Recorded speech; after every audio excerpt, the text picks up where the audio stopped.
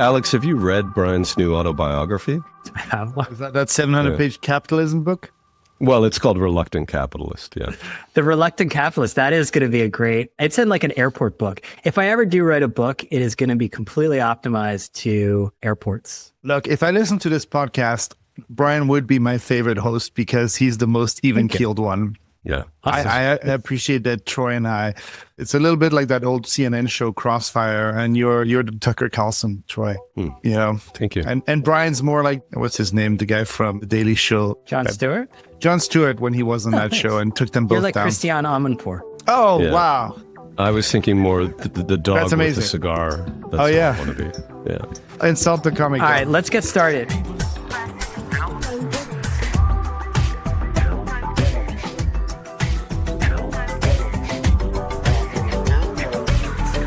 Welcome to People vs. Algorithms, where we're going to detect patterns in media technology culture. Let's detect. We're detecting.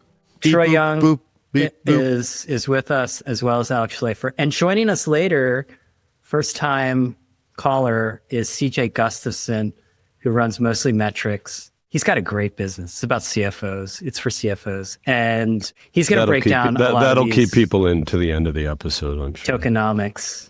Why? By the way, this this little effort of yours to tap your network to get them to do like little vignettes at the end is terrific. Keep doing it. Yeah, Bridget was great. I loved having I Bridget thought. on.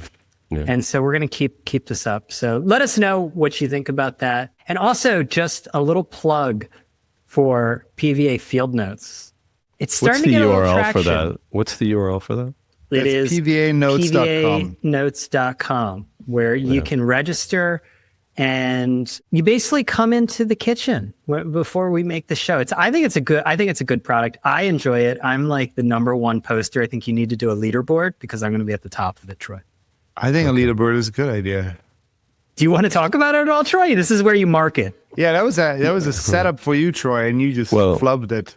This is I'm your number one baby. on the I always hate when leaderboard. people say this is like a website. It's like it's his baby. Listen, we've talked about it enough. No, we we haven't talked about haven't. it enough. What I want it to be is a seamless sort of, I want it to be our little cinematic universe. I want it to be the place that people can really see what goes on to, in our weekly dialogue. And, it's connected to SMS, so you post really frictionlessly. And the idea is there's not a lot at stake. You got a thought, you see something cool, you want to, share a point of view on something, you just text it in and then comment, a discussion can ensue. The other interesting thing is I like it because it helps us prepare for the podcast. So it can output all that content and help you with your run of show, Brian. But as a media product, it's pretty cool, right? I mean, it is, I guess I struggled with it for a while because it was like, why are we asking people to post stuff here when they, want to post stuff on X or wherever they choose to go? But the difference here is it's a community and it's really curated. Yeah, it's smart people. The people in there, I see them. I see you all, and it's a lot of like smart stuff. You get Troy's pithy little responses every now and again. It's good. People want access to you, Troy. Like, for example, the post that came out today where someone asked what I thought about the new OpenAI swag. So OpenAI's, okay, so there you go. I mean, all the important conversations are had today. Well, they have socks now. They have these really nice blue socks, and they have a nice pullover. This is all like elevated swag, right? Just like Palantir does. And the pullover says researcher on the front. I think other people on Twitter modified that to have it say ripping off intellectual property. But I don't know why you would wear OpenAI swag or buy it. I find it a hard brand to identify with, but they've done a good job. Hey man, if I'm gonna see somebody at a Michelin star restaurant, that's $400 a this head. stuff is very streetwear. With a Dropbox, all hands 2022 sweatshirt. Somebody's got to be wearing this. This is one thing about San Francisco that, especially living in You New guys York, like the corporate backpack? Oh my God! Enterprise software. What about the Oracle Claude World. hat that says thinking? that's pretty good. The fashion here is awful, and 30% of it is corporate swag. So, usually good quality swag. Just get rid of them. Don't ever get a man bun, Alex. Yeah. Don't do that. Don't get a man bun. Yeah. Well, I'm sure you have at some point in your life. I did. Yeah. Speaking of man buns, every Alex, European has had a man bun. Did you have a rat tail, or was that before your time? My kid has rat tails too. Europeans love rat every tails. European has a man bun. Is like every American has a mullet. I got a bunch of stuff. So just go with me, okay, Troy? Okay, let's move. Be on for that. All right. One of the things is this is already old, but there's been a great little feud. Kara Swisher against Dylan Byers over like Sun Valley and who sucks up to power more. Meanwhile, John Kelly stays in the background. I think we need these kind of feuds. I think Dylan, who I worked with Dylan very briefly, but he gets under some people's skin. And I think that's I don't mean this in a bad way, Dylan. I think it's a good quality to have. You want to be a character. If he gets under people's skin, let's talk about Kara Swisher. She does too. Oh, I think she's despised. You think? I mean, I don't think we're fans a lot of the times, but her shows are popular. She seems to be liked. No, you by don't have to be people. loved to be listened to, Alex. I mean, I agree. I agree, but I thought that was the case. But after a while, I think there's got to be some drop offs, right? Like I don't know. I think there's a school of thought that I go back and forth because it's good to be a character. Like I believe that Olivia Nuzzi, I think we're going with Nuzzi. I think she's a great character. May or may not be involved with Shane Smith now. We're not sure. And she ignites a lot of passions. Scott Galloway, same kind of way. I mean, I think that people, and this is a point I made the other day, I think personal brands, like people have wear out. They should be frequency capped. And at some point, look, I know Kara's personality is a little bit grating to a lot of people, but a lot of it is just ubiquity. If you're around like that much, you're going to get on people's nerves. It's the Coldplay problem. Yeah, there you go. Well, Puck sees themselves as the sort of smart kids, and Kara is a loudmouth hack. So I think this feud should go on. And Kara clearly hates that Dylan plays both sides. But in the end, Matt Bellany, the Brian Morrissey of Hollywood, I love Matt Bellany. Still co-hosted Pivot with Kara, even though she said at the end of their show that she wasn't a big fan of some of the people at Puck. Well, points for honesty. Can't blame her for that. Another character who did, like Nilay Patel, this was in our field notes. Being great on people for being anti-tech while covering tech. I think he's probably the good. He's never happier than when something is going wrong for someone, which is the worst quality of any human being. It's like it's native to journalists rather. Well, we've gone over this, Troy. Yes, explain it to me, Brian. Tell me why I'm wrong. You're not necessarily wrong, but a certain level of psychopathy is baked into the profession, and you always need to be looking for the counter to what people are trying to pass off as their narrative. I mean, this is why journalists are needed when you have the open AI licking the guests up and down. That's a fine bit of content, but everyone has a different role to play. And so I think skepticism, there is a lane for it. There's a market for it. Does it go too far sometimes? Probably. It affects people. Look, if you're a reporter, people are out there lying to you like nonstop. And does that affect you? I get it. You know what? But the case study is this. You've never been a more beautiful human being, Brian. You're reaching your zenith. And it all happened when you decided to straddle business and content. And you decided to get an understanding of how the world operated from both points of view. When you were sitting in that little podcast studio at Digiday as this sort of disgruntled journalist, at times you were insufferable. Okay, that's an interesting note. I mean, I wouldn't really agree with that, honestly, because I wasn't like. I think there's always this misunderstanding of quote unquote journalists, but particularly if you're like the editor, it's like. Wasn't like I wasn't involved in the business. Like, what are you talking about? Like, give me a break. Like, we were doing art projects over there. I mean, who do you think came up with the products? Brian, you weren't balancing the books, man. Okay, I'm sorry. Oh, you yeah, went out no, and fine, you but shilled. that's aggravation. For sure.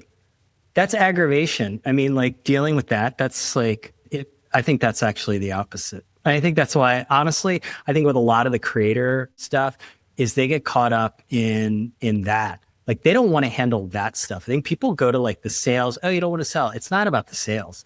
It's about all the pain in the ass parts of like running a small business. The autobiography is not called Proud Journalist. It's called Reluctant Capitalist. And it's coming soon, 2027. Okay. Brian Morrissey. Alex, you had a very good observation this week that the world is run by babies. Now, I thought the world was run by cabals. This was ignited by a little feud that was going on between Sam Altman and your friend Elon Musk. What's your theory of the case that the world is run by babies? Well, Tell you us, would have, homeboy. you would have seen this on Field Notes, right? It's a Twitter feud, X feud between Altman, where Elon Musk said something, and then Sam Altman called him a homeboy, and kind of slammed his short-term space data centers investor scam.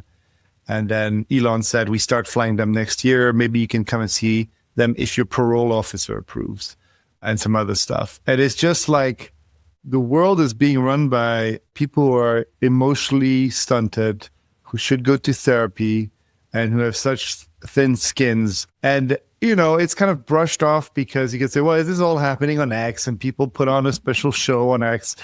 But these people behave exactly the same way in real time. And they have fits, and they have they get upset at each other, and they think that they can be funny.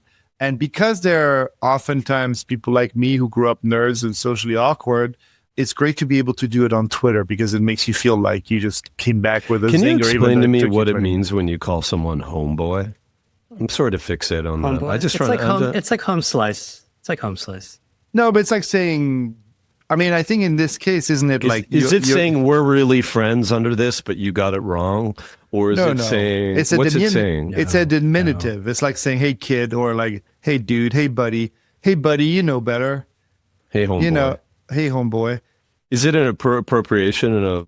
it's insulting. Of course. It's insulting, okay. I mean, it's insulting. I don't think it's an appropriation, beyond, I'm European. How the fuck should I know? How do you say homeboy in French? Homeboy. Maison garçon. Mon frère. Maison garçon, yeah. Garçon maison. I had a guy who I used to work with who called in my first job, he would call me partner. Hey, partner. Well, I like that. I mean, if you can pull it off. I mean, I have some people who call me brother, and it works. I called him for sailor, them. And then he stopped Sailor's calling good. me partner. I like chief. Chief I use. Chief is good. I'm Chief's guilty the of worst. that, yeah. I mean, chief. I use boss a lot, especially Boss with is service people. Hey, boss. The new one is Big Dog. Hey, big dog. Yeah, that's a good one. Yeah, front office sports CEO calls me Big Dog. I think he means it in a bad way. I'm pretty sure, Adam. Oh yeah, this is I've clocked really that. high quality banner. All right, so the World Cup is winding down. In a noteworthy development, I'm going to the bronze game, but Troy is going to the finals game. So way to go to one up. Wow, how did you? I'm going to. How did you score the those? meaningless game? Are you going to be in an air conditioned? Is this going to be climate controlled situation? Are you with the masses? TBD. I don't know. I haven't looked at the ticket. It's got a massage.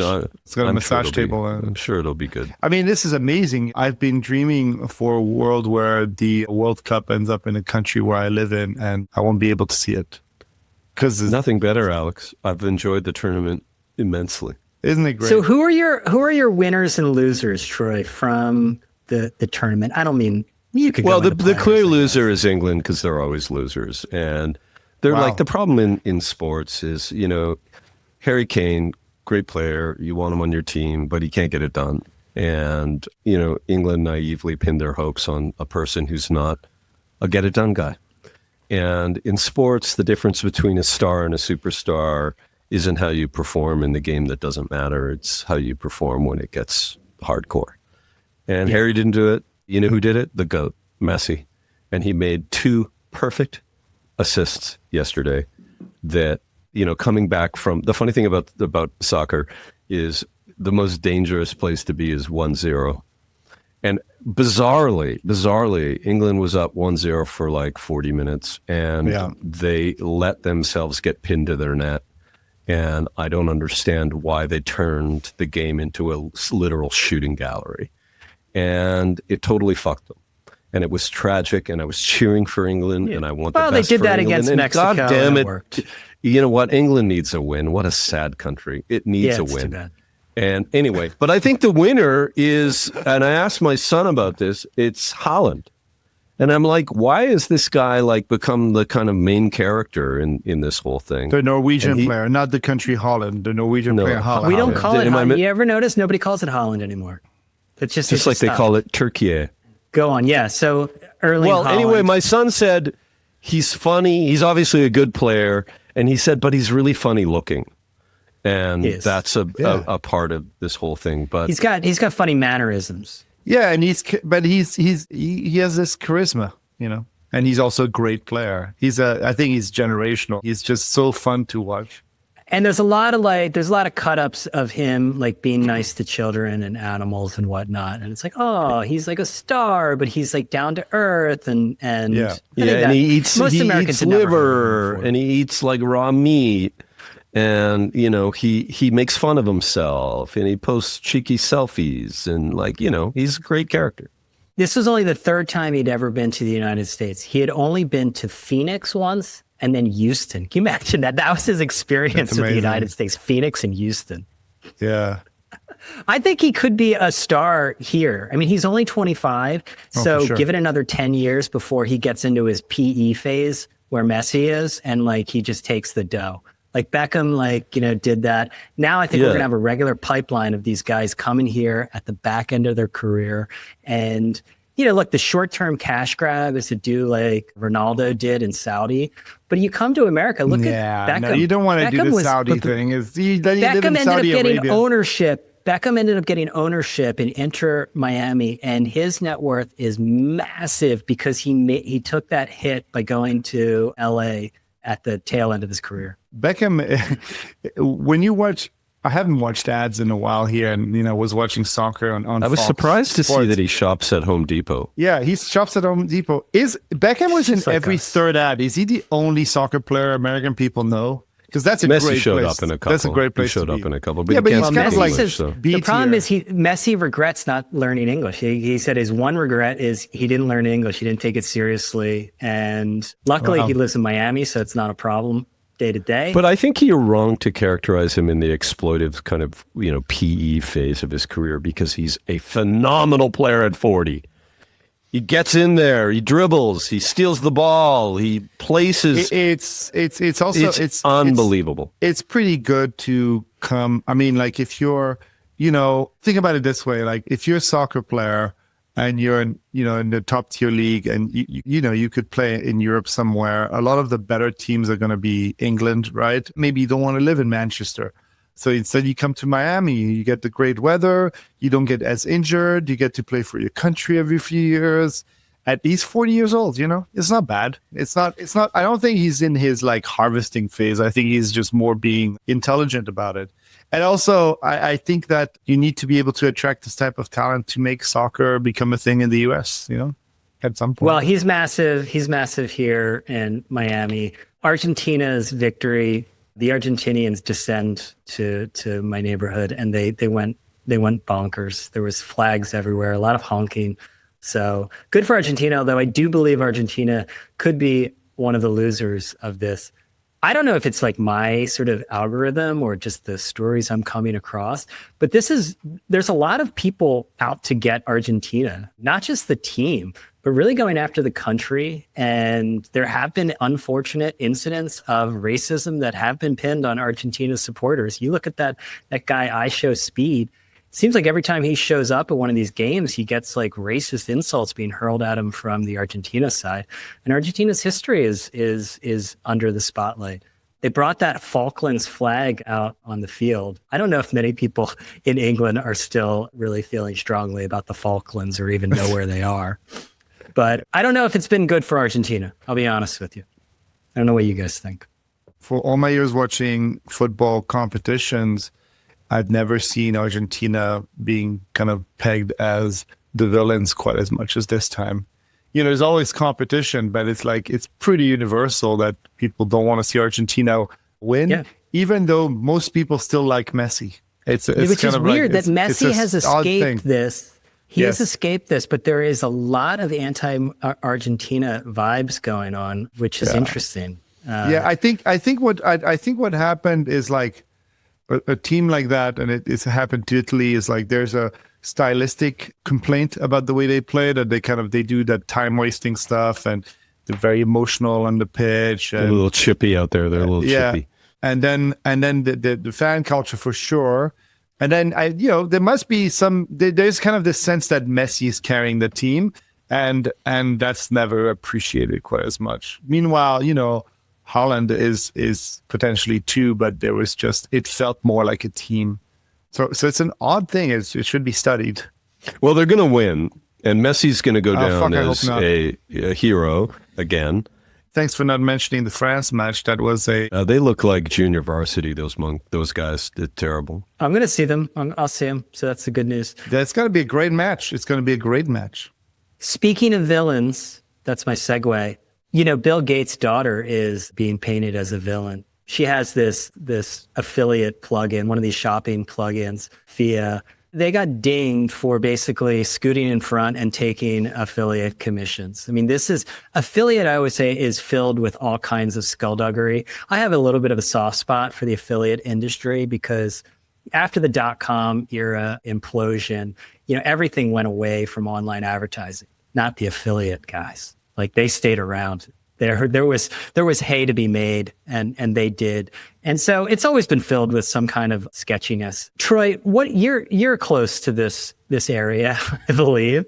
Yeah. What is your sort of evaluation of what FIA was doing and whether it matters? Because it seemed to me to be very similar to what Honey was accused of doing. And Honey, there's a bunch of lawsuits out of success. still to this day. Honey exited for somewhere in the $6 billion range when PayPal bought it.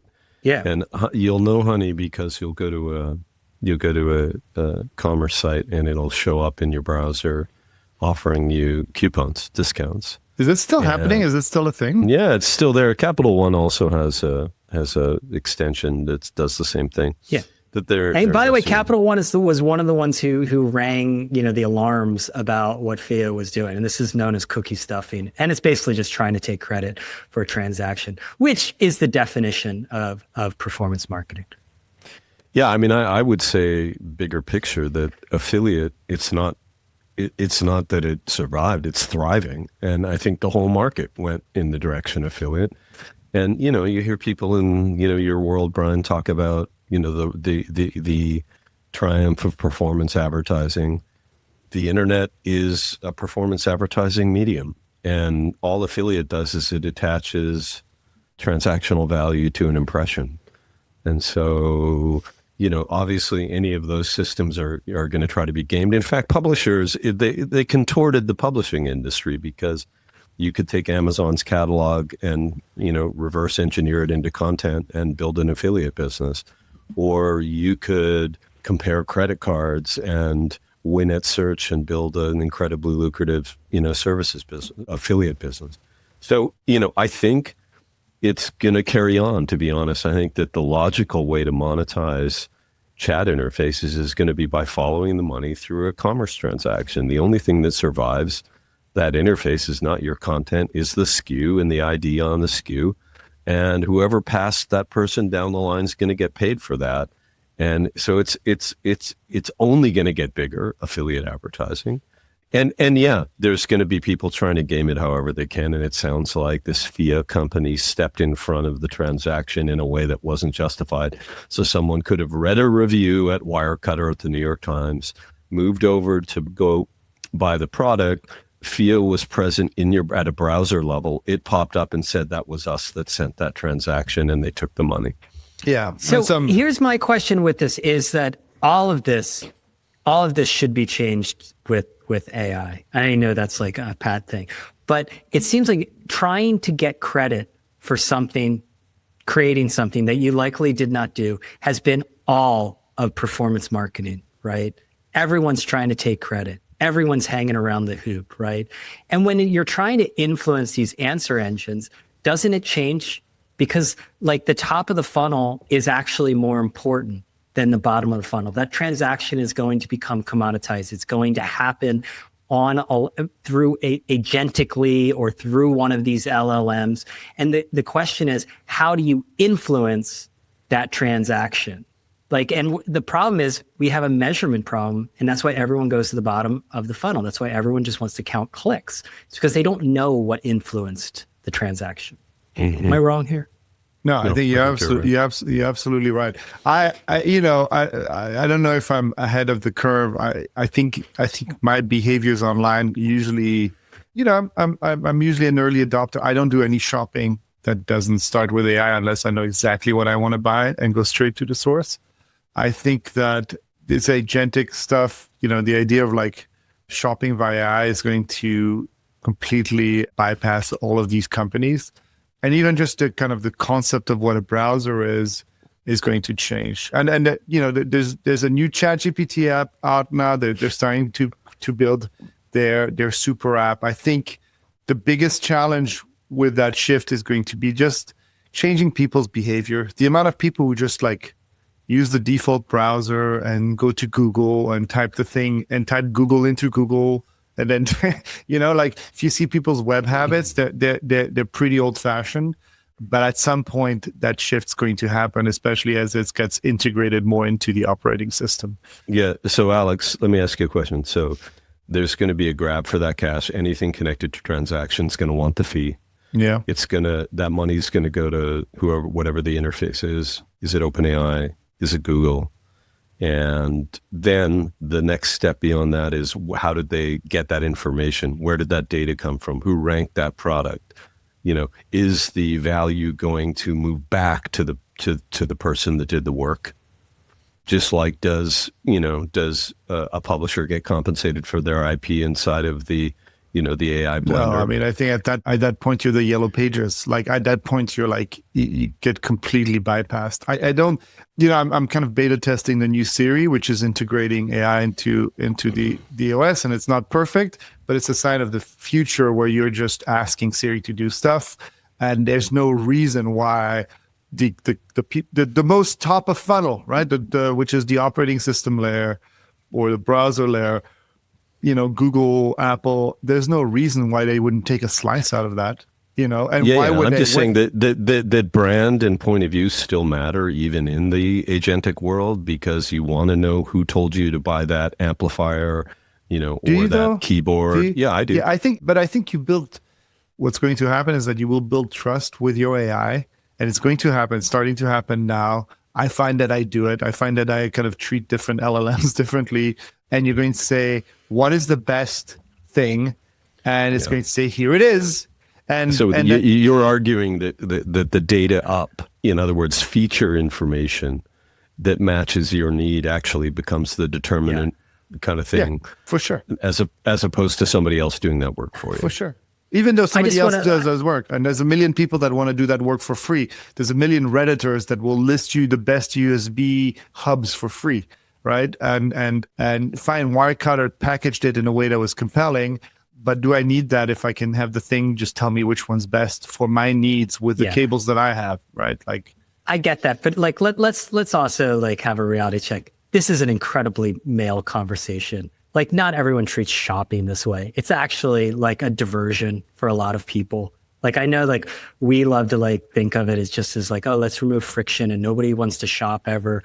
And, you see the men sitting like on the couches in stores and whatnot, looking at their phones. That's not the reality. I see your people point. Like shopping. I see your point. I don't dislike shopping. I just people like discovery. They like discovering new products. We have to do something with our time. I understand, Brian. I spent an hour yesterday looking at different effects pedals, for my studio setup. And I watched YouTube videos and I watched things like that. None of these resulted in an affiliate click, because at the end of the day, I had a thing as I went back to ChatGPT and said, I have this and I have this. Let's do some research. I think people, when you're talking about clothes shopping or anything like that, yes, people like to browse, but they also like to go to stores for that. The fact that it still happens doesn't mean it's still a big enough business after a certain point. I got you. So my hope is that this leads to more creative digital marketing. in field notes. I think you did it. You're laughing. I want to return to the microsite. That's basically what I want. This English duo that has a rosé wine out, and it's an incredibly crowded category. Instead of pouring all their marketing budget into performance marketing, they turned to creativity. They created an entire sort of fake luxury brand and like members club. And this was really clever. And I think my hope is, as AI flattens everything, we're going to see that there is leverage into doing creative, idiosyncratic stuff again, instead of just treating this all like some kind of engineering problem to solve. Am I being too optimistic? No, but isn't that always, if marketing is about standing out, and you're in a world where a lot of things, standing out, the moat used to be you had enough money to get a nice website done and put some advertising against it. That moat no longer exists. Everybody can get a website done and put some money behind it. I put $160 in Instagram ads this week to try to boost one of our videos, and it spent $4. So I don't know. And we still got thousands of views. I don't know what that means. But as we're releasing the game, and right now we're having these conversations where we have PR agencies and people like advising us what to do, and the challenge becomes that they're advising everyone. They're telling everyone the same thing. So the best thing you can do in any moment is do the countercultural thing, which is launch a big website or do something different, right? Right. Like You've always had he's always had disdain for service companies. He hates them, even though he is one. A service company? Yeah, you never really like an agency, or it's just not your thing. But I don't dislike agencies. I just think the $4 thing is just sad, because if you actually instrumented your game and your game was a paid game, right? So it had LTV on it. So if you knew that one of the customers of, what's the game called again? Hole in One, or what's it called? Ball game. Yeah, close. If you knew that you could make $14 off a customer and you could spend up to that point, you would spend hundreds of thousands. No. I get it. I get it. And we're not selling the game yet. And I was advertising the demo. What I'm saying is, we have access to incredibly affordable advertising platform, right? The whole Meta and Google ecosystem are incredible if you want to advertise something. You can make a beautiful website with commerce built into it. Everybody can. Everybody's like comes in with a fully loaded gun, right? Like you have a whole CMO suite at your disposal, the data analytics, the creative designers, stuff that would cost companies millions to do, right? So the thing is, like, how do you stand out? And you stand out by being different. Is that content that you're making, is it fake, Alex, or is it real? I saw an interview with a guy that said, tell us the best thing and the worst thing about the game. And everything he said was great. This is was all that real. fake? Was that a friend of yours? These are all the videos that you get from us are they AI generated? No, they're all people from the company. No, so someone that worked for you said the game was great. I don't know which video you mean, but we have a bunch of video. We're having fun. We're releasing 3 videos a day. We're putting a lot of effort into shorts and just I don't know. I think videos. you called him out. I think there's a little astroturfing going on, but let's move on. What do you mean astroturfing? What are you talking about? I mean, I don't know. When you talked about having a PR agency in the mix, I'm just like wondering what they're doing, and it seems like they might be coming up with an astroturfing. I'm wondering what they're doing too. Like all our. Here's the thing. I have a healthy disdain for PR agencies. Right. But here's the thing that happens, right? Like the world is changing so fast. You have to stand out. You have to be different. PR agencies are usually kind of lagging behind because their systems and the things that they work are things that worked 2-3 years ago. They're so backwards. They're so, and on top of that, I think that the problem gets amplified because there's this dynamic that happens all the time, which is nobody wants to get fired, right? I think that's kind of like the ultimate decision-making rubric is like, I don't want to get fired. So nobody gets fired for telling you to go to Cannes or telling you to attend this big expensive gaming event or telling you to put an ad on this show, right? Nobody ever gets fired, even if it doesn't work. People get fired for telling you to try something new that doesn't work out. So which is why people bought IBM computers for the longest time, right? Like, because like, that was the thing. And I think that at a time where everything's changing so fast, the ability to market, we have mature platforms, we have incredible automated tools. How do you stand out? That's going to be kind of the topic of the next 10 years, is like, how do you stand out when there's a true abundance of everything that used to be so expensive, right? Like, we're so far from the Mad Men era, where you had where there was like gatekeeping, and you had to find the right people, and the right message could make your product stand out. You were so far from that. Everybody's fully. And to be clear, like I have disdain for PR, but I don't for comms. And I think that there is a difference, because being able to navigate the information space as a brand is absolutely critical. And it's just different from the industrialized PR process that I have unfortunately been involved in, of gatekeeping, of spamming. Now they're using the podcast PR. Anyone who's listening to this who has any knowledge of the podcast PR sector, please get in touch, because what the hell is going on there? I am pounded every day with dozens of these. We all are. This is crazy. AI-generated nonsense. And anyone who is actually contracting with them, talk about a social cost. There's nothing that says sweaty more than someone who hires a PR agency to use AI to spam people about putting you on their podcast. Really bad look. Wouldn't recommend it. Do you know who's in a world of hurt right now? Taco Bell. They're getting, they're getting blamed, and I think this is just a reputational problem. Every day I see a notification for explosive diarrhea. They're getting blamed for explosive diarrhea. And look, I'm not saying I don't know how much blame they have for it, but this is one you just go quiet, I think. Like, if you're Taco Bell, you just, there's nothing that you can do at this point that's gonna like help. So I think at this point, it's just better to go underground. Yeah, I mean, if there's diarrhea that doesn't happen on a cruise ship, came from Taco Bell. People.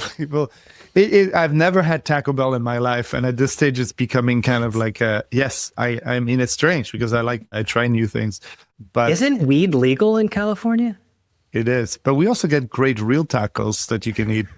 That's true. I had some great Mexican food in LA. It is true that the Mexican food in New York City is atrocious. But people love Taco Bell, and I wonder, do you remember when Chipotle had people like also exploding or something like that into like kind of Monty Python? I think it's a feature, not a bug of that category, but I could be wrong. I mean, people get over it really quickly. Chipotle, talk about brave. In marketing, they love to talk about bravery. It's very brave. They're going into Mexico with Chipotle. Like that seems like a little bit of a stretch, but good luck, Chipotle. You're going to need it. Can we talk about aggregation real quick? I'm kind of obsessed with the future of aggregation.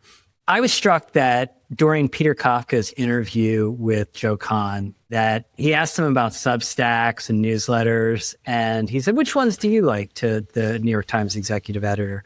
And he said one. He said news items, which is John Ellis. He used to work at Dow Jones. He creates this newsletter that's pure aggregation of everything that a smart, curious executive would need to know first thing in the morning. He keeps like Ben Franklin hours. He's like awake from like 11 till 2 a.m., goes to sleep for like an hour or two, and then gets back up again and continues the work at hand.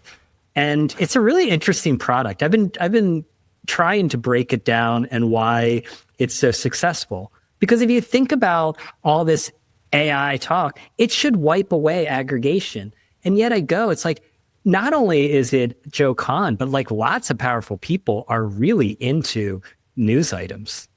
What's the secret sauce there, you think, Troy? Because you're an aggregation fan, I can tell. Well, you know that I think we've talked about news items before. I was a fan a long time ago. In fact, I went to lunch with John at the Yale Club not long ago. The Yale Club. Very hip. Yeah, very hip. You know what? He's got a couple people that aggregate late into the evening for him. He then gets up early and kind of separates signal from noise and puts together a list of stuff. He doesn't agonize over, he abstracts, much of what he puts in that newsletter from the source. He just kind of, takes a paragraph. Yeah, aggregation is plankton. Come on, it is plankton. There is a loose, it's identical to if you ever worked in a kind of executive setting where the comms team would bring you the daily news on a sheet of paper in the morning. And that's what he did for Rupert Murdoch. And that's what he's doing for you today at News Items. And I think the best of that tries to find, clusters of information that give the product meaning without being heavy-handed. I think that he finds stuff in science and tech and climate that are a little bit outside of what you might pick up off the homepage of the New York Times. I think when you read it, you feel smarter. You feel like you've got a really good source that's helping you out, and you've spent the great promise of aggregation is that you spend a little time and you get smarter. You find advantage in that process. And I think that's what John does super well, and people like it. Well, what is that? I mean, I think I know the answer to that, but is it like, why can't this just be automated? Like, how is that business? I've tried to automate it. It's not super easy.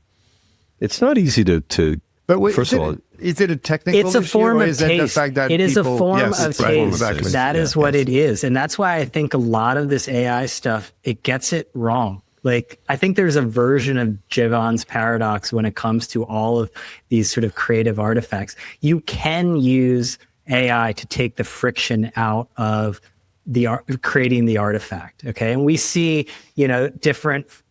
basically different levels of quality of AI slop. There's some good AI slop out there. Troy shared like a video, an AI slop video that brought Margaret Thatcher back from the dead before the Argentina game. I enjoyed it. It was meaningless. Yeah, aged terribly.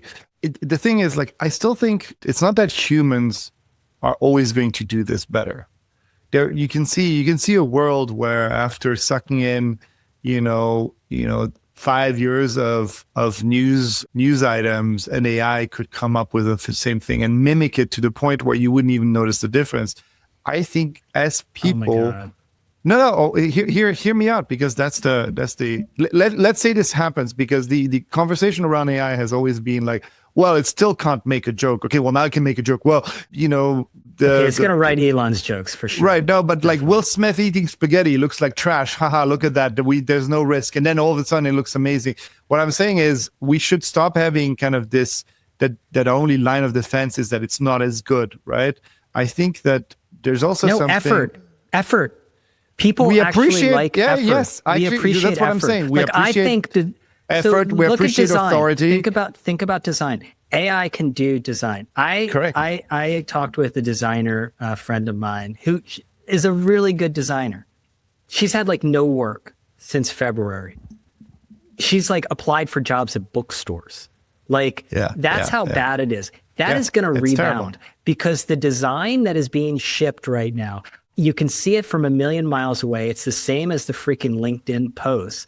And it is going to lead to a return to people looking to stand out by actually using human design. The Claude design is terrible. It's just not good because it's everywhere. It's ubiquitous. I actually don't think that's true. I think that in the wrong hands, it's true. Like, for example, the equivalent of it's not X, it's Y in language, manifested as a kind of cliche AI design element, is the left colored bracket. It's the bracket on the left-hand side. You will see it everywhere because AI does it all the time. But then, like, I circulated a video of a guy asking both Fable and the new OpenAI model to build incredibly complex applications in one shot with a long prompt. The one that he gave it was, look at Mischief. Do you know the viral marketing agency that comes up with all that stunty stuff, and come up with your own Mischief gag? And I have to say that in a half an hour, what Fable and 5.6 could do was pretty staggering. And by the way, the design that they executed around it did not look that commodity. It looked fine. Which is why this is what I want to be like. No, I get your point, Alex. It's not qualitative anymore. Like the or if it is qualitative, like the comparison, that's gonna run out of steam because these things are getting better. But I think like 2 years ago, the example I gave is if I showed you 2 IKEA cups, those gray IKEA cups, they cost like $1.99 or something like that, and I told you, this one is an IKEA cup. This one is exactly the same thing. But believe it or not, my friend Bob made it by hand. And it's an art piece where he recreates these like industrial objects, these IKEA cups by hand. It's worth $172, right? And the output is the same. Just I think exactly. The output giving a shit is actually assigned value in the market. But it's not going to happen magically to you. It's not going to happen magically to you. You need to. Can I summarize Alex's warning? His warning is: don't rely too much on the thing that you think AI is never going to be good at, because we are subtly better at it. Because you're looking at the wrong thing. And what'll happen is what happens is you're not fundamentally looking at where you truly differentiate. And if that happens, you're going to get stuck. And I think that's a really, really valuable point. Can I make one last point on the John Ellis news items thing? Sure. This is such a basic thing, but there's a long history on the internet of people that created value by giving you lists of links. The king of it early on was Joshua Schachter, the brilliant guy who created Delicious. But there was, Jason Hirschhorn that did media redef. Even our friend Ben Dietz, he's sick. They're all just lists of links with a sentence in front of them. And I think that John does the opposite. He doesn't hand over the work to the reader to have to go to the link, navigate all the bullshit ads and, try to find the signal. He just summarizes it for you or grabs the paragraph. And that's why it's useful. Yeah, but it's also why aggregation has been extractive to this entire information ecosystem. I used to hate Business Insider aggregating our stories. They would take the one like juicy bit of like a confession that we would do, and they would do an aggregation of that and they used to show their page views. They would get 5x the number of page views that we would get. Yeah. It was just annoying. Yeah. Wah, wah. You're seeing this, the amount of aggregation and reclipping that happens on Instagram. Like there was an article about this 27-year-old who made like $2.5 million by just reposting, reclipping people's clips. We get reclipped sometimes. Do we? Yeah. Awesome. It doesn't, there's just like rooms of people browsing Instagram, cutting videos and creating reaction videos to it, because what the platform owners know is that, the idea was you should just build it straight into the product. So there isn't even any legal recourse or conversations around, well, did you link to me or did you appropriate my content or whatever. Whenever you post something to Instagram or YouTube, you're just saying, please reclip this. Everything's fair use. And there's, it's become kind of this industry. So it's not going to get any better. You have to go. I have one thought on this is Chris Ball from Red Seed Ventures. Actually, Peter Kafka's had a string of good podcasts. He was on Peter's channel's podcast the other day, and he was saying clipping is terrible, and that this is a replay of basically content owners allowing their IP and its value to be transferred over to platforms. Because the platforms, look, they have all sorts of content ID. They can find a nipple anywhere. They should be able to hook this. Isn't this something for the blockchain? That's it's like the original line, content creators should be able to be compensated for all of the clips that are out there. Now, some of them are paying clippers because the idea is that it comes back to the original, product. Chris says he doesn't see that at all. He doesn't see it in the data. He said all the clips that are around about Megyn Kelly and Tucker Carlson, because they sell ads on that they can't tell that it has any impact on the business itself. It makes them bigger, I guess. You have to, but it's all this top of the funnel stuff, and it's unclear whether it makes sense. Go on. I got to go back and listen to that. Can you title this episode "Find the Nipple"?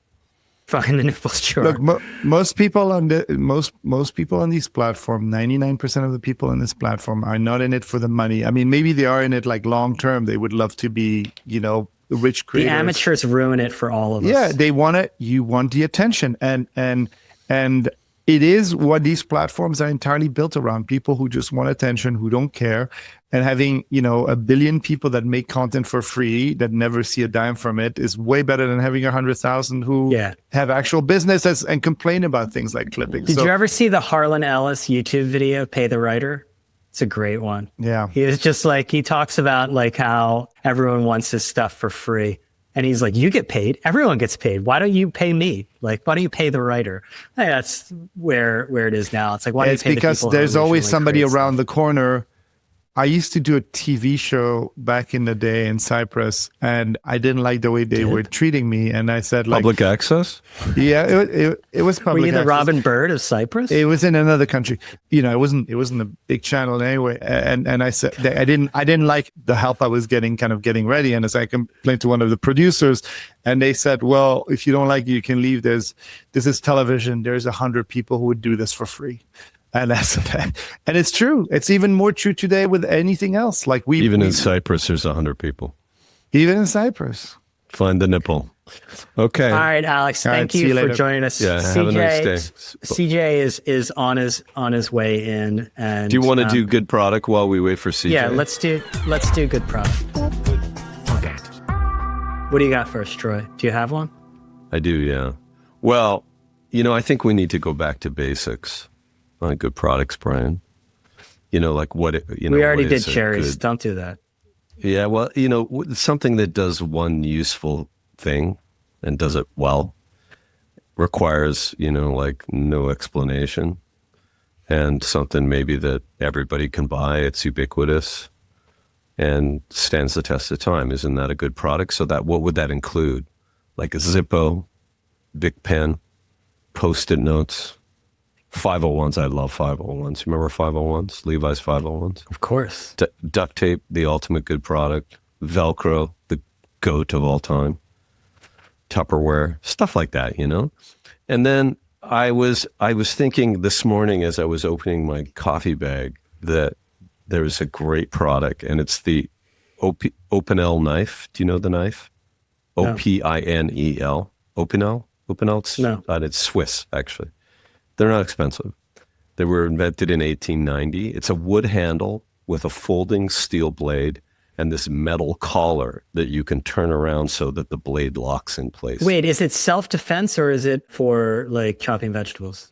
I think it's both, actually. It's not for chopping vegetables. It's a utility knife. It's almost like a lock blade.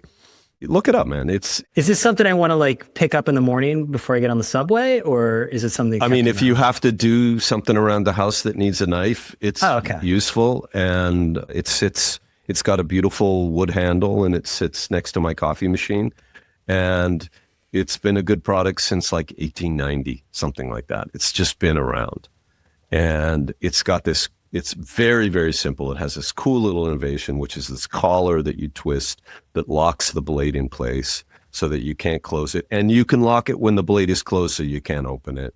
Mm-hmm. And it's a sensational product. There's a couple other things just before we move on. Oh, wait, let me go on the knife thing, because I do think knives are one of those things where there's a lot of expensive things that you pay a premium for that are not worth it. And knives are not one of those things. Like, you want to have a nice knife. Like, there's a giant difference between a nice knife and an Amazon Basics knife. Never get an Amazon Basics knife. You mean like a knife like a kitchen knife?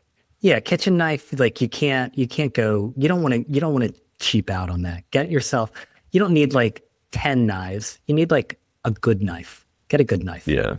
And a zester. You need a good zester. They wear out over time, though.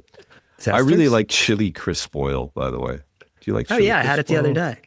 I was at that restaurant, that high-end Mexican place in, Union Square or whatever in Flatiron called Cosme. You've probably done events there.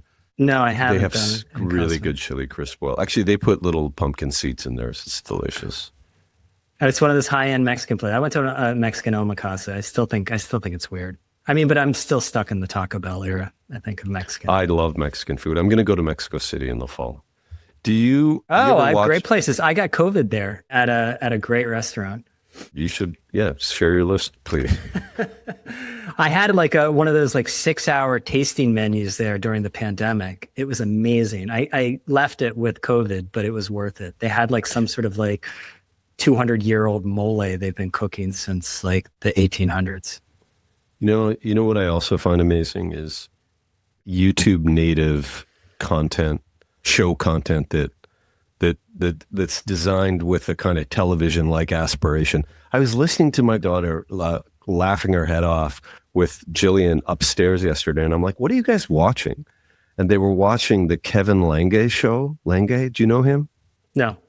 It's kind of like a game show format, but with like 6 dudes sitting around, and the dynamic is, the game show structure makes people want to watch it, but you stay for the banter between the guys. And episodes do 5 million, 8 million, 9 million views. And it's like the dating show from way back, recast for a young generation on YouTube. It really is just kind of surprising that this fully democratized kind of distribution platform, YouTube, can create this quality of content. It's pretty amazing. I mean, YouTube has emerged as like the perfect platform. And I know we've mentioned this before, but it's really struck all the balances right. It's not without its sins. No platform is without its sins. But comparatively, interests are aligned. They're paying out a lot of money to original content creators. Yes, it's kind of growth hacky. And yes, it's got a bunch of rabbit holes that get people radicalized and whatnot. But overall, I think YouTube has really managed all the tensions of being that kind of massive platform, the best of any of that group. Yeah, it's true. There's really 3 clear winners in the platform age, I think, that just took it all, and it's YouTube, it's Instagram, and bizarrely, I think X has carved out a very important part of that world. Yeah. Well, they changed their algorithm in the last week. I'm back on X. I'm back on LinkedIn, by the way. I got my account back. It had been like 8 weeks. I had 8 weeks off from LinkedIn, and I returned. What did you do? Did you lie on your profile? So what got you No, canceled? I accidentally opened. I did one of those like sign in with Google, and I accidentally like created a new account, and then they locked my old account. And then when I set up the old account, it was like 25 years ago, and all this stuff. Sometimes you use technology like an old person. I always use technology like an old person. I'm notorious for that. And yeah, Joseph from Creator Service, I got kicked to Creator Services. I had to call in a favor. I usually don't like to I don't like to be the guy like on X who complains about customer service or anything. And so look who's here, the goat's here, CJ is here. CJ Gustafson. What's he doing? He's in some kind of boudoir. Where he's on his set. He's on the Run the Numbers with CJ set. CJ, why don't we have something like that? That's impressive. Because CJ's swimming in money. CJ rich. Runs mostly metrics because he focuses on CFOs, and there's just way more freaking money in that than in media. So CJ, welcome. Gentlemen, first time, long time. Thanks for having me on. For those who do not know, I always sing your praises, CJ, because I want your business. You're the man. Didn't CJ connect with Emily? Wasn't there some weird, Yeah, they're rivals. There? There's rivals. They're rivals. We're not rivals. What are you talking about? I know nothing about culture and fashion. I wear both a belt and suspenders to wear. Emily's awesome. Brian introduced us. Yeah, no, but CJ has, to me, like one of probably the most vibrant areas, if you want to talk about this new media world, is in those who are doers who then can also do the media bit. And I think CJ is one of them. I think he knows what an accrual is. I don't remember what FP&A is, but like he not only knows what it stands for, but like he knows how it's done. I would say you're like the Lenny Rachitsky of like the finance department. That's high praise, man. That was my goal. Thank you. If I've made it there, that would be pretty cool. I remember reaching out to him when I had like 3,000 free subscribers. It's at 75,000 now, but I'd reached out just asking like, hey, can I get some advice on the stuff that I've written? I was just shocked that he answered me. So he's been he's been super gracious. Great. So you were yourself a CFO, and now Mostly Metrics is basically the playbook for not just CFOs, but I think about it, everything always goes to like the aspirants. You got a lot of people who are aspirants, people who want to be CFOs. They might be running the whatever FP&A stands for, but want to eventually be a CFO. Yeah, I'm a recovering CFO, and the audience is predominantly current and aspiring CFOs. Okay, great. I remember us talking, like, and I was like, Do you have parties? Do you ever have parties? yeah, he's got a party product. I threw an event last night in New York City. I'm on low sleep and extremely low social battery. Do those get crazy? Like the Do they get CFO everybody parties? gets those CFOs get really fucked up, right? Like everybody's partying hard. The gentleman across from me was deleting margaritas. What does that mean? He was going hard in the paint. It's cool to get, so we get 25 CFOs together. We luckily have a couple of kind sponsors who have been working with us for a while who help pick up the tab. And like getting 25 CFOs in a room is hard to do, but once they're there, I think all of them have basically a box to check of this is the one networking thing I'm going to do this year. You guys So have when they go strippers out- and stuff, or what? No, we don't do that. Come We on. talk about ERPs and accruals, like you said, Troy. It's not. Do you know how valuable 25 CFOs in a room is? It's kind of like the Is highest that a hourly joke? rate. Yeah. It's the No, highest it's not a hourly rate joke. in New York City. No, I mean they all make purchasing decisions not only for their department but for their org. So similar to how TBPN discovered, hey, there may only be 200,000, I think they say, people out there who are a bang on fit for what we're creating here. It's not like they're putting it on their personal credit card, right? They're making B2B resource allocation decisions. And so I think that's kind of the allure of the audience. What were they wearing, CJ? Well, it was like the hottest day on record in New York yesterday. So a lot of them were wearing polos, but I wore, okay, this is actually kind of funny. So we have a recruiting side of the business too. I have a wonderful partner, Callie. So this is the new element to the business this year. And I had sweated so much through my shirt, just going through the meetings in New York City, that she was kind enough to pick me up a new Brooks Brothers button up so I could change so I didn't look like a sewer rat. Dude, What a you sweetheart. should get a sponsorship with Brooks Brothers. That would be a great collab. Or Yeah. one of those guys like Untuck It, or one of those guys that make Untuck It. functional. Untuck It blows my mind. There's one in the Norwalk Mall. Who near the me. fuck's buying that shit? What is that?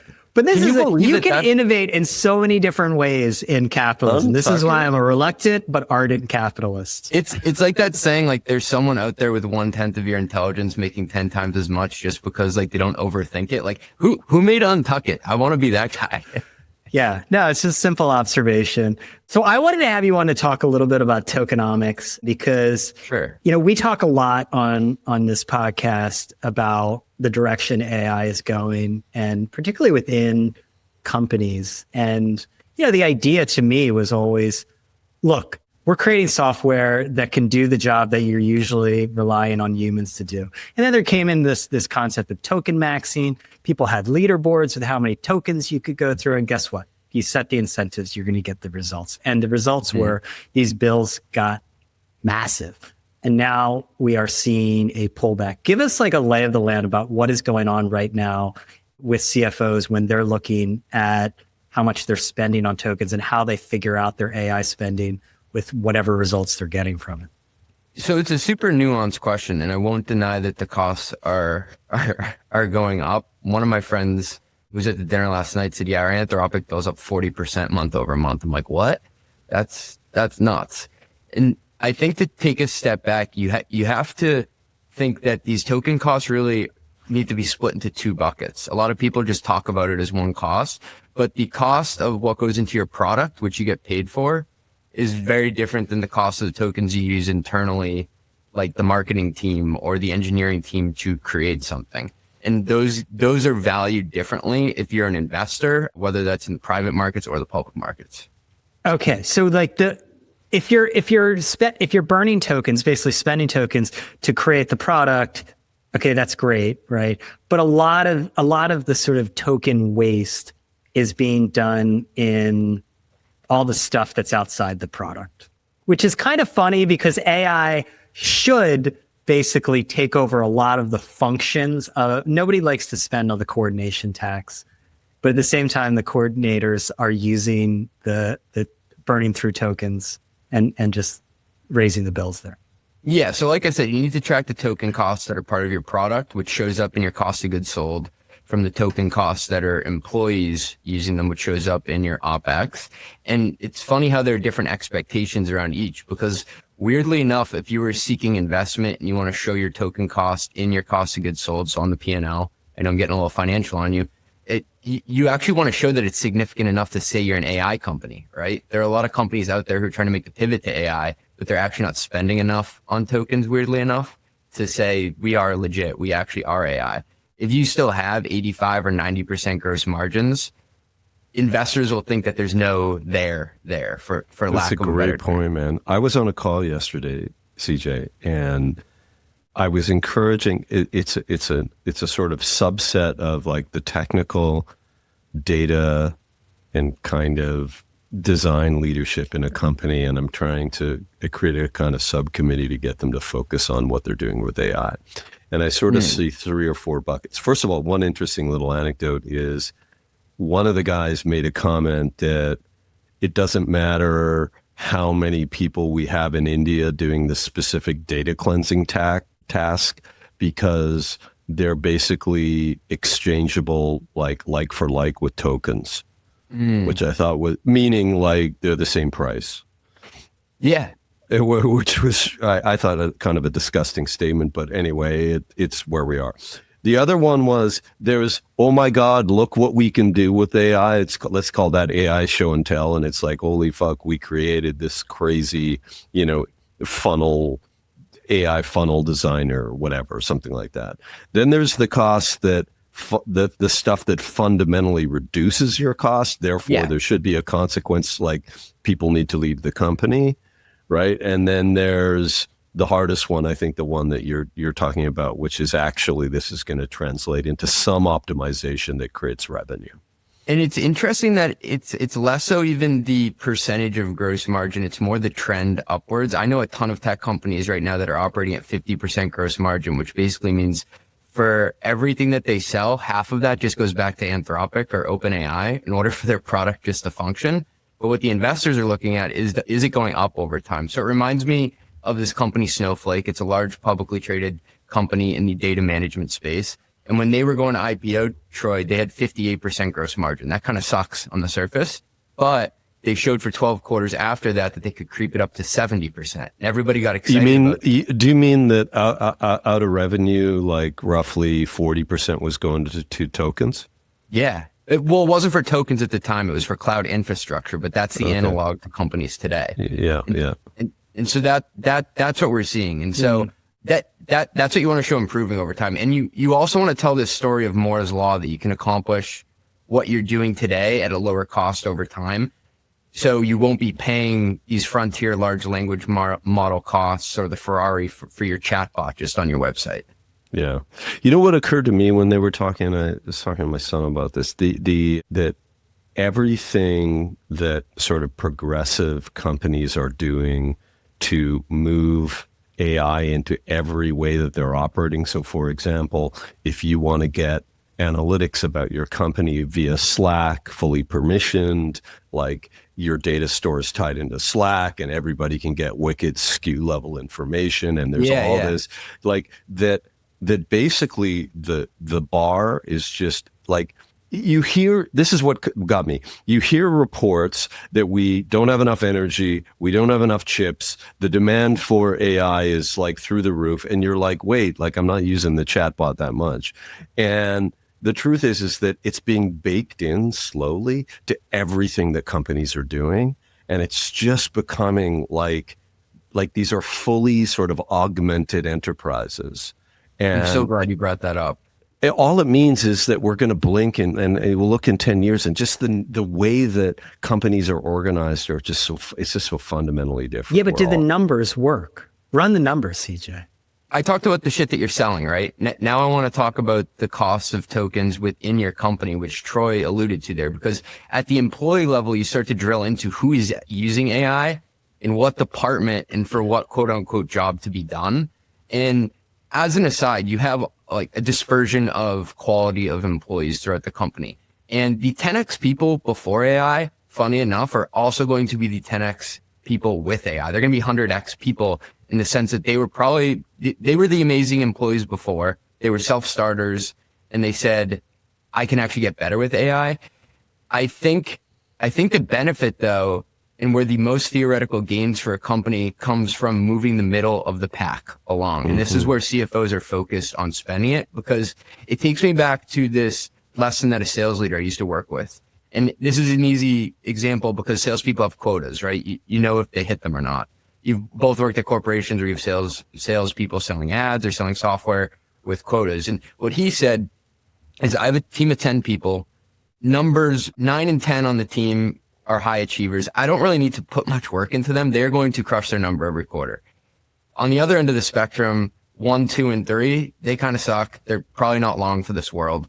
But if I can find a way to move the middle of the pack, say employees 6 and 7, or employees 5, 6, and 7, it's the same thing with AI. If I can bring the medium engineer up to top quartile or finance up to top quartile, that's where you get the most theoretical gains on spending AI within a company.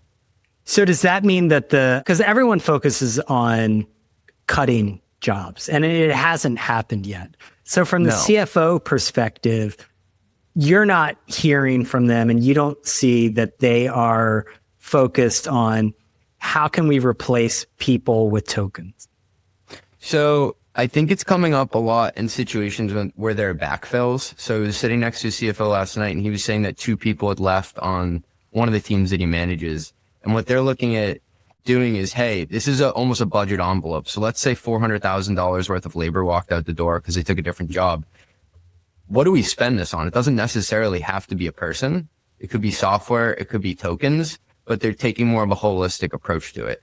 And I think the way that all of this shows up is in terms of efficiency in 3 different places. So the first one is revenue per employee. So it's a really quick litmus test of the production of a company. So you simply take what their revenue is, divide it by employee. If you're a publicly traded company, you want to be over 400,000. The best companies do $1 million in revenue per employee. The second way it shows up is some sort of departmental measure. So you would never measure a finance person on their code commits, right? They're not doing code. It would have to be something around like invoices processed or something that it links back to them. Then the third piece, and this is really the final boss of it all, is free cash flow. Is the company able to produce more free cash flow? Because that is what valuations are predicated upon. You discount back the forecast of what you think the profits it can generate using some sort of interest rate back to today's terms. And that, Brian, is what I don't think we have proven is there yet with AI. What that produces better free cash flow? I mean, that is, yeah, isn't that like what it has to do? The whole point of business is to make more money, right? And it's weird with some of these AI conversations that with the whole token maxing that people talk about as if the point of AI is to use AI. It's like, no. This is like a means to an end to produce more profit, to be like a better business. Like at the end of the day, it comes simply down to like making more than you spend. Right. So I guess what the part that I get like hung up on is if these companies are, yes, they're growing their revenues tremendously, right? Not like, the AI companies.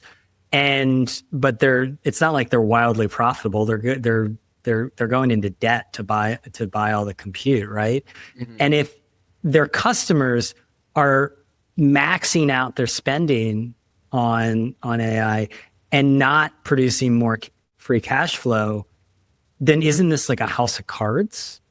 I don't think it's a house of cards, but I think it's this weird catch-22 where you're playing the game not to win, but not to lose in many senses. Because like lurking in the back of this is if we ever get to a state where there's more free cash flow produced that can be realized by shareholders, which can come in the form of either dividends, share buybacks, or just rising stock price per share.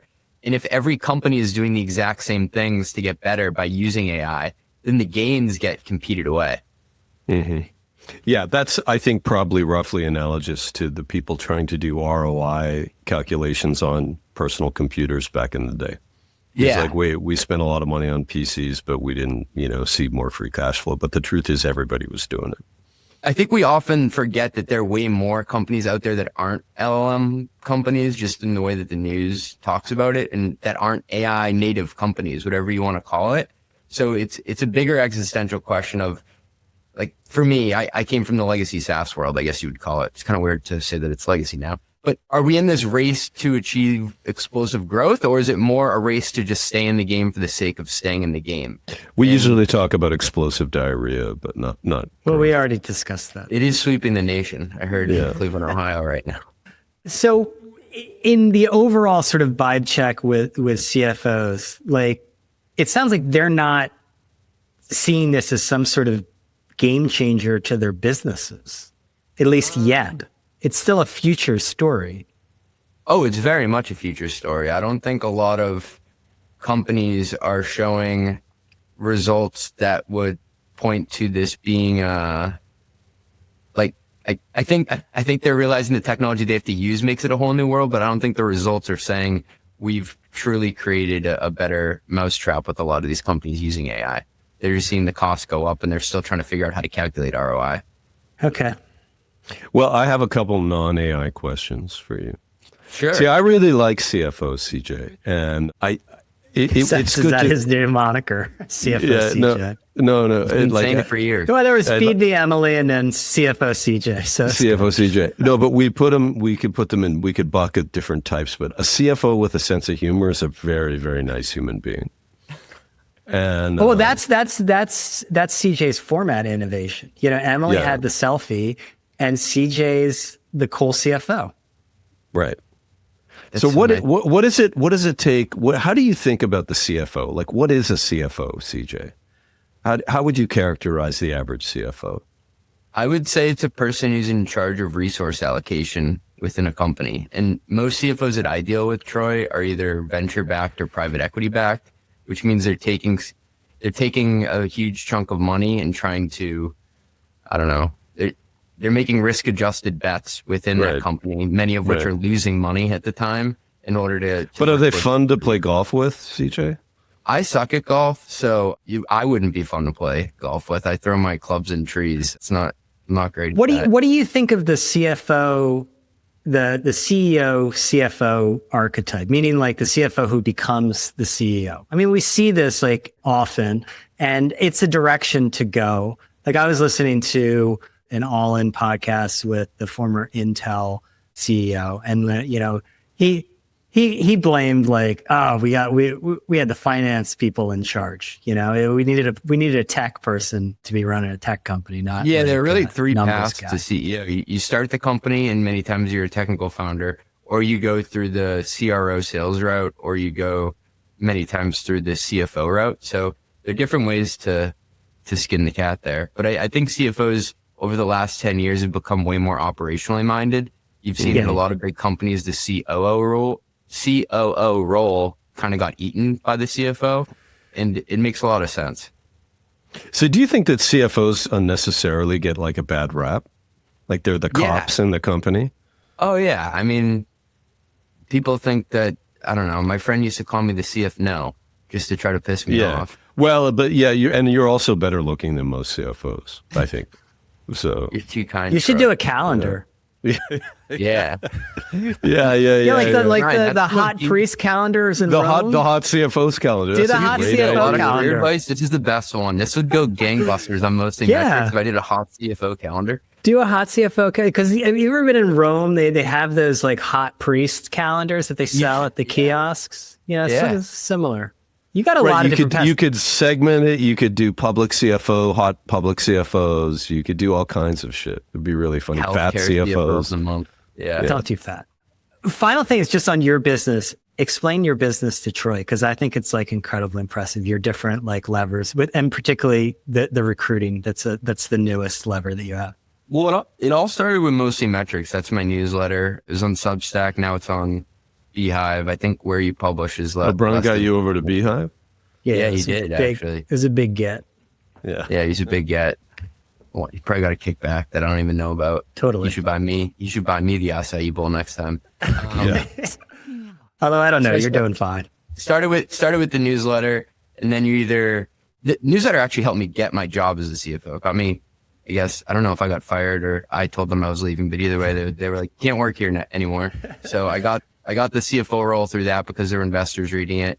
We ended up selling the company, which was cool. I mean, making money off of sales is cool, but I thought it was way cooler just to show that like I could. So do you live in like a fancy Westchester neighborhood now, or what's going on? Like you don't find a lot of CFOs in Tribeca. I live in Connecticut. Yeah. Oh, that's on brand. Yeah. But I started a podcast and it eventually got some steam. It's kind of cool how you can use one medium to reinforce the other. There's a network effect there. And I always had this vision of media in the front, some sort of commerce in the back. And what's awesome about media is that if you have a great product, you can get that up and running and very profitable very quickly. At the same time, though, the inventory is capped. And it's actually good that the inventory is capped because then you can drive higher prices because there's a scarcity there. And then you can keep selling further and further out into the future.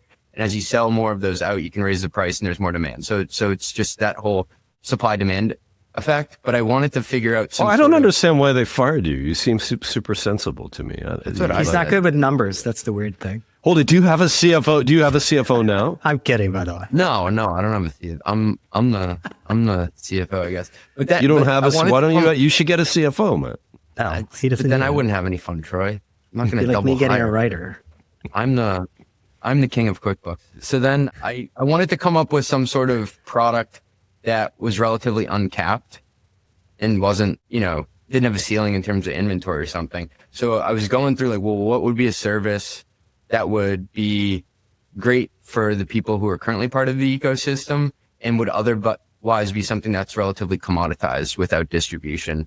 And so I've been having these dinners, right? So I have the podcast and newsletter and then the dinners that we do. And then we also do reports because I can push it into. What kind of what does this business look like? How much revenue we got going? It's doing okay. It's growing. Is it bigger than Brian's? Oh, way bigger. He's got a great business. He's not going to give you numbers. I can tell by his reaction. I know his numbers. They're great. They're I'll healthy test margins. them.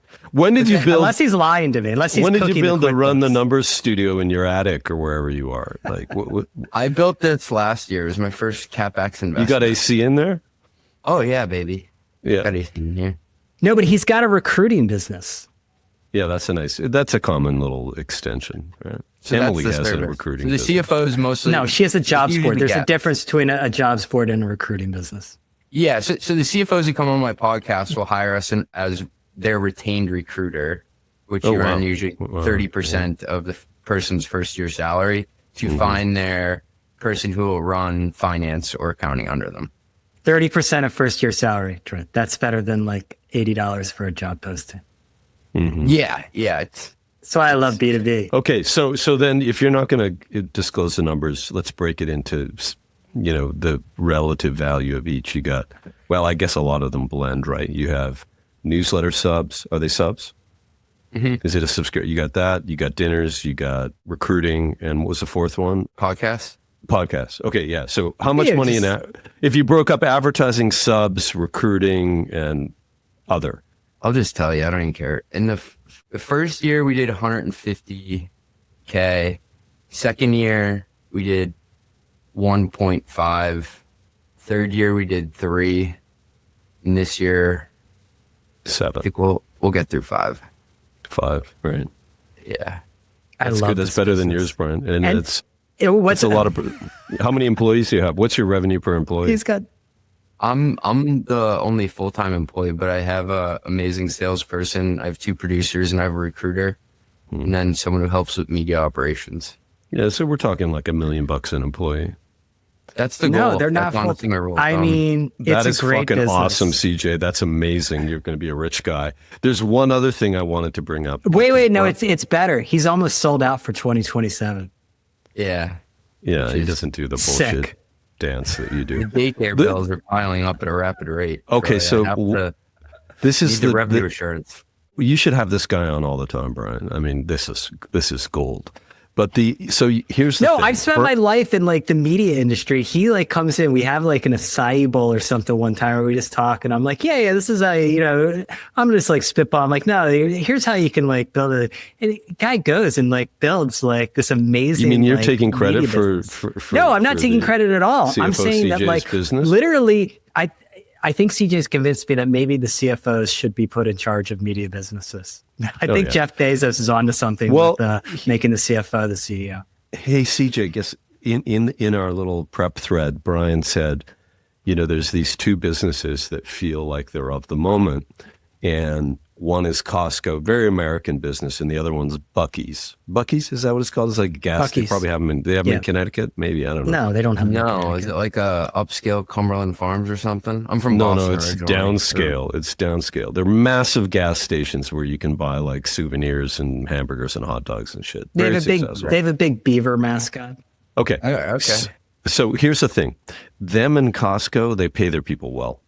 They're people like, the story last week about the Costco millionaire, the checkout guy that, like makes good money and, has participated in their 401k and saves all the money and has benefited from the stock and all that. So the thing about these businesses is because they, I presume, run decent, kind of gross margin businesses, they pay their people well. And the reason is because they're well-run businesses. And then they can pay their people well, and it doesn't become this kind of nickel and dime trade-off around how much am I paying you versus what can I, take back to pay for my inefficiencies.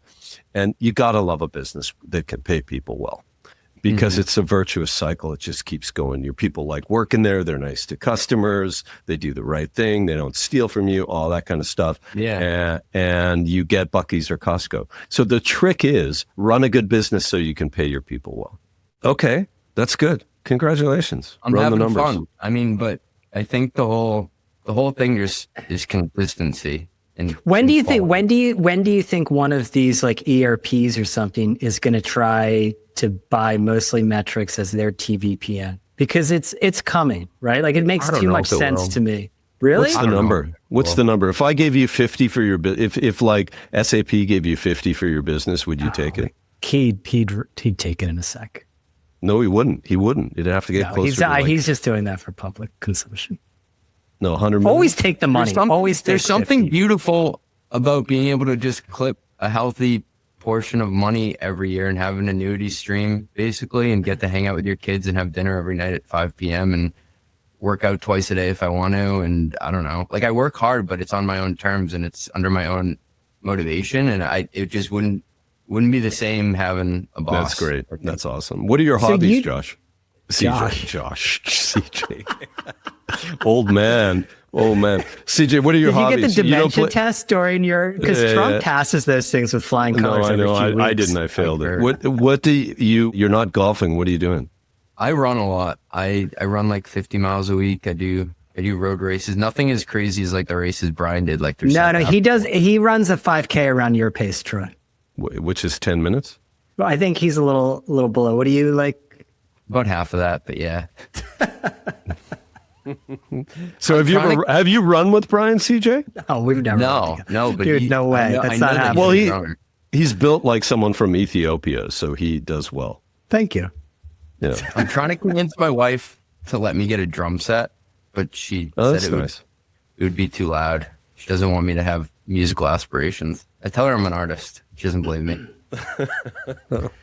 Well, thank you for this cameo, CJ. Big admirer of what you built with Mostly Metrics, and I do think some ERP will come knocking, but you can turn them down and turn them down. Thanks for the business colonoscopy, and it's great to see both of you. Yeah, I just got a colonoscopy actually last week. All right. Yeah. On that note, see you that's later, the CJ. show. Thanks. Yeah. That's it for this episode of People vs. Algorithms, where each week we uncover patterns shaping media, culture, and technology. Big thanks, as always, to our producer, Vanya Arsenov. She always makes us a little clearer and more understandable, and we appreciate her very, very much. If you're enjoying these conversations, we'd love for you to leave us a review. It helps us get the word out and keeps our community growing.